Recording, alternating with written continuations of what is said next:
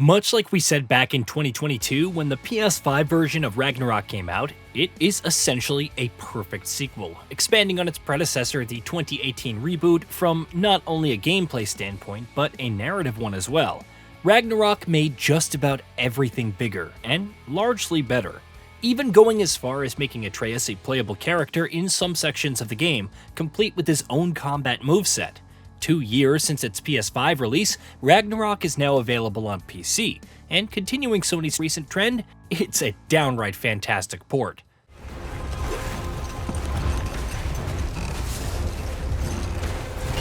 Oh no! Freya, we're not your enemy! Run away!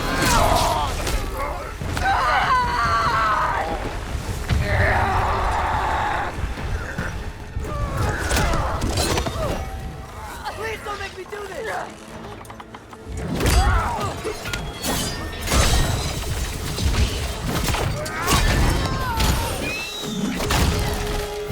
The game manages to hit great frame rates while also including jaw-dropping visual quality on a higher-end mid-range system, running a Ryzen 7 7800X3D with 32GB of DDR5 6000MHz RAM and an AMD Radeon 7800XT GPU.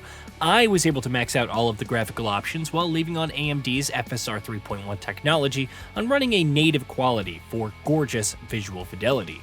On PC, Ragnarok might be the best looking PlayStation Studios release so far. What?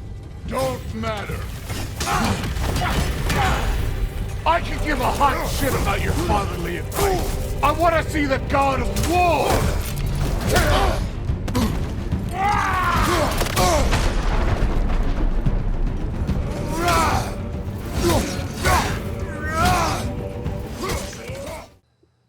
The title is also surprisingly supportive of lower-end systems. Minimum requirements revealed by Sony revealed support for CPUs and GPUs going back a few generations, and the game also ran fantastically on the Steam Deck. Sure, it's never going to look as good as it does on PC or PS5 on the handheld system, but it has been optimized well enough that it's possible to attain frame rates of between 40 and 60 on the Steam Deck by tinkering around with the graphical options a bit. Another interesting quirk of the PC release of Ragnarok is its control scheme. While it does support all the controllers that you might consider using, the keyboard and mouse setup for the game are quite well laid out, and I never found myself wishing I had a controller over my current PC setup. The game feels snappy and responsive to play, and the pace of its general gameplay and combat is slow enough to where I don't worry about wrecking my mouse's left click when I'm doing combos. The lock-on system, however, yeah, it does feel a little bit wonky when playing with a mouse and keyboard, since the slightest movement of the mouse will have you instantly switch to a different target.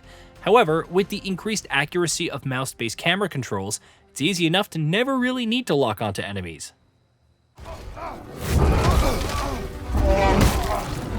Oh, you've done it now, bear!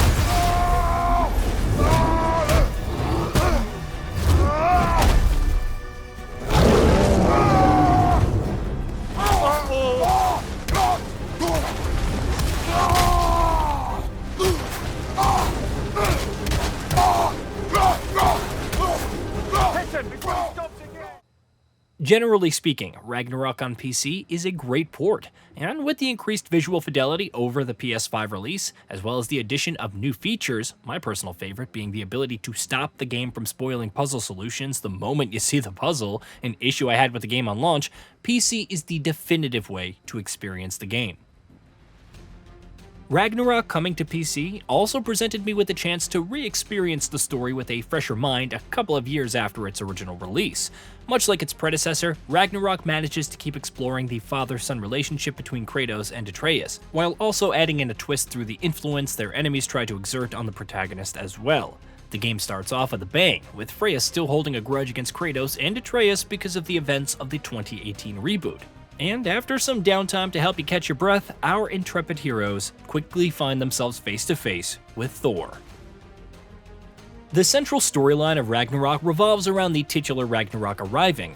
All of the realms are in rather dire straits thanks to the Fimbulwinter that has been hitting everyone quite hard.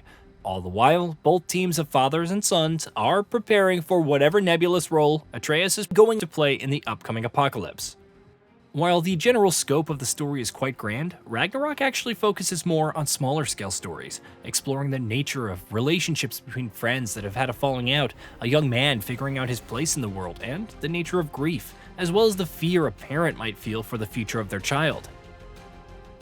The biggest blunder throughout the otherwise excellently written story is a middle part, which, while essentially to the overarching story feels like it goes on for just a bit too long. Without spoiling too much, the section in question revolves around Atreus making a new friend and spending some time in a realm separate from his father. Aside from this relatively minor blunder in pacing, Ragnarok tells a fun, emotional, full story of twists, turns, friendships, and betrayals, all clocking in at a tight 25 to 30 hour experience, if you're sticking to the critical path. On the gameplay side of things, Ragnarok builds on the foundations laid by the 2018 reboot, further building out the arsenal of abilities for both Kratos as well as Atreus. In a minor twist, Atreus is a playable character for quite a few parts of the story, and as such, he has his own unique movesets that revolve around being evasive, quick, and taking out enemies with arrows before they can get close. Kratos has also gotten a few upgrades, starting with his Blades of Chaos right from the beginning, and expanding on his arsenal of abilities with more interesting new moves. The game also improves on its predecessor when it comes to enemy variety. A big weak spot of the 2018 reboot is that it was really lacking in enemy variety. Aside from a couple of big fights here and there, the vast majority of battles in the game were against samey enemies, and most boss fights tended to be against trolls. The roster of enemies gets diverse right from the beginning, with the first few zones alone including enemies ranging from a dryad, regular human raiders, frost-based zombie raiders, and even a bear. Ragnarok is, generally speaking, an improvement over the 2018 reboot in just about every way, and the new PC version of the game is essentially the definitive way to experience the epic adventure. The game looks gorgeous on higher-end hardware, while still managing to maintain compatibility with CPUs and GPUs from a few generations ago. Most importantly, the game also offers plenty of options for PC players to tinker around with, from graphical options to control schemes, and even the core gameplay options. I cannot stress just how great the toggle to disable puzzle hints has been for my enjoyment of the game. PC players might want to keep in mind that, like other recent PlayStation Studios releases, Ragnarok also makes use of a PlayStation Network account. While it varies between different regions whether the account is an absolute necessity to play or not, it is still something worth keeping in mind before jumping in. Hey, did you know that we at Gaming Bolt upload new videos every day? Stick around, drop a like, subscribe, and hit that bell. And let us know what kind of content you'd like to see in the future with a comment below.